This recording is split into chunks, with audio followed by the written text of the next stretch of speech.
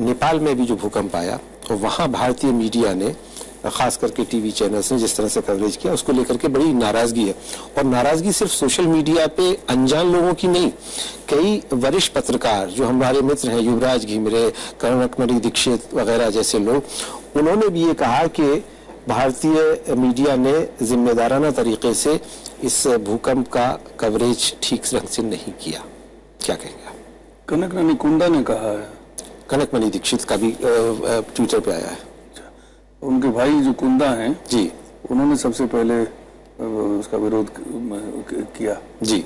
हालांकि उन्होंने कहा कि सारी सब लोगों की राय हो ऐसा तो नहीं है, लेकिन काफी एक बार ऐसा सीके लाल जो है उन्होंने भी कहा। जी, मैं ये मानता हूं कि असल में हमारे यहाँ पर जो मीडिया यहाँ से गया, उस मीडिया ने जो है वो जो हमारे लोग वहाँ फंसे हुए थे, एक तो उनकी तरफ जाहिर है कि यहाँ से मीडिया गया, तो वो तो मेरा मानना है कि भारत के लोग जो हैं उनकी दिलचस्पी इसमें थी कि हमारे लोग वहाँ जो फंसे हुए हैं उनको हम लोग किस तरह से निकाल के ला रहे हैं।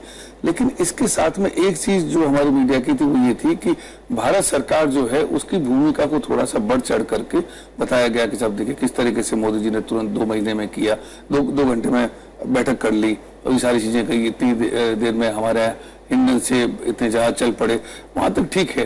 लेकिन लगातार वही चलता रहा तो ऐसा लगा कि भारत के अलावा और देशों ने कुछ काम वहां पे किया नहीं, तो वहां के लोगों को फिर लगने लगा कि प्रोपेगेंडा हो रहा है। दूसरा, वहां जो हेलीकॉप्टर फौज के थे, जो लोग पत्रकार वहां साथ में गए, तो वो ज्यादातर उन्हीं की चीजें ज्यादा बताते रहे किस तरीके से हमारे सैनिक जो है वहां काम कर रहे हैं।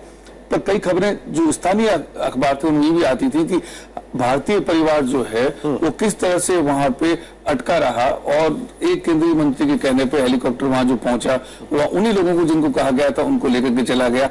वैसी खबरें हमारे यहाँ पे नहीं आई। तो ये एक छवि बनना जो है वो स्वाभाविक था कि निष्पक्ष ढंग से नहीं, केवल प्रचार का काम हमारे लोग कर रहे हैं, और वहां पे जो लोग दबे फंसे हुए हैं, जिस तरह की हमारे यहाँ एक शब्दावली बन गई है, इतनी आलोचना के बाद में भी ये पूछना कि आपको कैसा लग रहा है वगैरह, तो उस वक्त वो फिर लोगों को थोड़ा दर्द हुआ, तो ये प्रतिक्रिया मेरे ख्याल में उस वजह से हुई। राहुल जी, वहाँ से जो सोशल मीडिया पे, ट्विटर पे, फेसबुक पे कमेंट आ रहे हैं, गो होम इंडियन मीडिया, ये बड़ी तादाद में वहाँ से हैं, और ये जो अभी चर्चा हुई, मैंने जिन पत्रकारों का नाम लिया उनका भी बयान आया है, और एक खासा माहौल है, और एक तरह से कहें तो इंडियन मीडिया ने अपने आप को हॉस्टाइल बना लिया है नेपाल में, ये कहना मेरे ख्याल में ज्यादती नहीं होगी।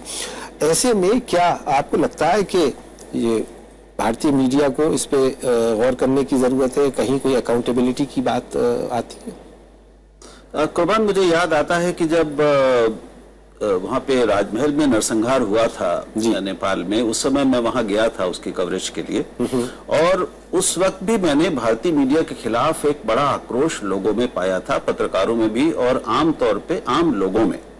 और खुद जब मैं सड़क पे लोगों से बात करता था, कई बार वो भी अनुभव होता था। उस वक्त क्या कारण था? तो देखिए, ये एक भारत और नेपाल के रिश्ते काफी समय से उनमें एक अजीब सा तनाव रहा है। एक तो उसको हमें ध्यान में रखना चाहिए, वो एक सहज रिश्ता नहीं है, बहुत करीबी रिश्ते हैं, लेकिन भारत के आकार और भारत का जो एक भारत से जो एक नैतिक दबाव महसूस करता है एक आम नेपाली अपने जीवन के हर क्षेत्र में, उससे एक प्रतिक्रिया पैदा होती है। वहां ये पुरानी है, आप किसी भी क्षेत्र में वहां जाएंगे, लोगों से पूछेंगे, आपको ये मिलेगा।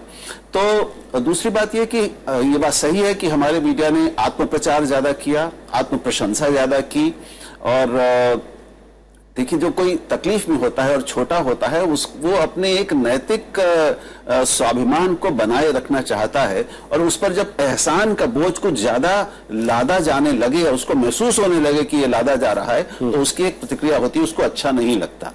इतनी संवेदनशीलता रखकर रिपोर्टिंग करना होनी चाहिए, ऐसा हो तो बहुत अच्छा होगा। लेकिन कई बार आपाधापी में, और जब आप एक प्राकृतिक आपदा को इस तरह की उस रिपोर्ट कर रहे हैं, तो उसमें इतनी नाजुक संवेदनशीलताओं का ध्यान रखना कई बार संभव नहीं होता। इसलिए हो सकता है कि अतियां हुई हैं, लेकिन मैं नहीं समझता कि भारतीय मीडिया ने वहां कुछ ऐसा किया है जो वो भारत में ही नहीं करता ऐसे आपदाओं के समय। बहुत ज्यादा चिंता की बात नहीं है आपकी नजर में। विनीत कुमार साहब, आप किस रूप में देखते हैं? क्या आपको लगता है, जैसे अभी राहुल जी कह रहे थे कि एक बहुत पैट्रोनाइजिंग बिहेवियर था, एक बड़े भाई वाला, एहसान वाला, और ये कि हम आपकी दुख दर्द में खड़े हैं लेकिन एक आपके ऊपर एहसान कर रहे हैं?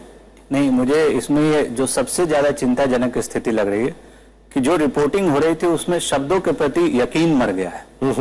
जो वो बोल रहे हैं वो लग नहीं रहा है कि वो ऐसा महसूस भी कर रहे हैं। मुझे रघुवीर साहब की कविता में 2 लाइन उसके दोहराना चाहूंगा।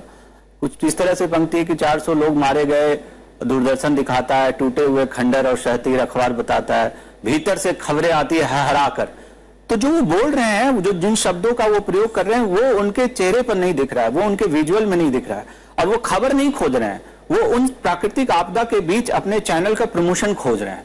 तो जब आप आपदा के भीतर से विज्ञापन निकालना शुरू करेंगे अपने लिए और अपने चैनल के लिए, तो जो स्वाभाविक है कि लोगों का गुस्सा होगा। और सबसे जो खराब पक्ष मुझे निकल कर आया वो ये कि जिस तरह से वो कवरेज कर रहे थे, अगर भारतीय मीडिया और चैनलों को देखेंगे लोग तो लगेगा कि ये सारी चीजें नेपाल में नहीं हुई, हिंदुस्तान में हुई है।